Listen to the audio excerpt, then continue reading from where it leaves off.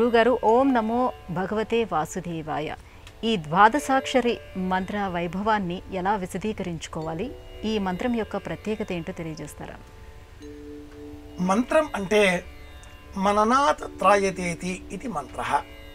మననం చేయడం ద్వారా మనలను రక్షించేది అని అర్థం.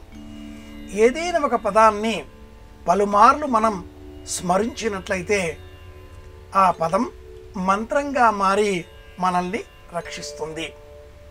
వాటిల్లో పంచాక్షరి నమశివాయ, అష్టాక్షరి నారాయణాయ, ద్వాదశాక్షరి ఓం నమో భగవతే వాసుదేవాయ.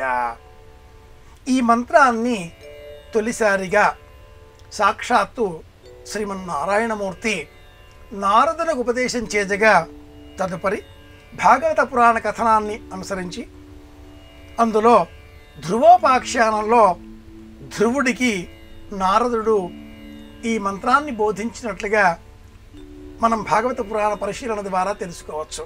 శ్రీమద్భాగవతంలో చతుర్థ స్కంధములో ఉన్నటువంటి ఈ ధ్రువోపాఖ్యానంలో ఓం నమో భగవతే వాసుదేవాయ ద్వాదశాక్షరి మహామంత్రం ఎంత గొప్పది అంటే విష్ణు సహస్రనామ స్తోత్రంలో ఒక శ్లోకం ఉంది.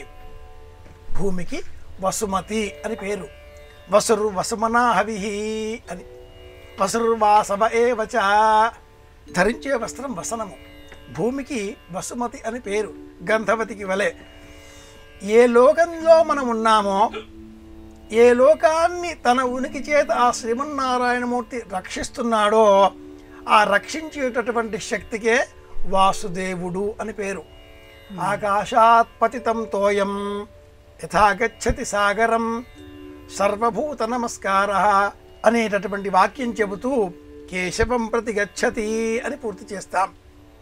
సర్వభూత నమాసోసి శ్రీ వాసుదేవ నమోస్తుతే అని మరి ఒక రూపంలో కూడా పూర్తి చేస్తూ ఉంటాం. సర్వభూత నివాసోసి, అన్ని ప్రాణాలలో ఉండేటటువంటి ప్రాణశక్తికే వాసుదేవుడు అని పేరు. కనుక అలాంటి ఆ వాసుదేవాత్మకమైనటువంటి మంత్రం 12 అక్షరాలతో కూడుకుని ఉన్నప్పుడు దేహమంతా నవగ్రహాలతో కూడుకుని ఉంటుంది. ఒక జాతక చక్రంలో ఉండే 12 గడులలో బంధింపబడి ఉంటుంది.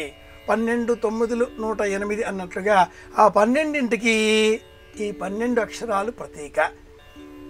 ఈ క్రమంలో ఓం నమో భగవతే వాసుదేవాయ ఈ మంత్రాన్ని మనం జపం చేసినట్లయితే మనకు సమస్త సంకల్పాలు నెరవేరుతాయి.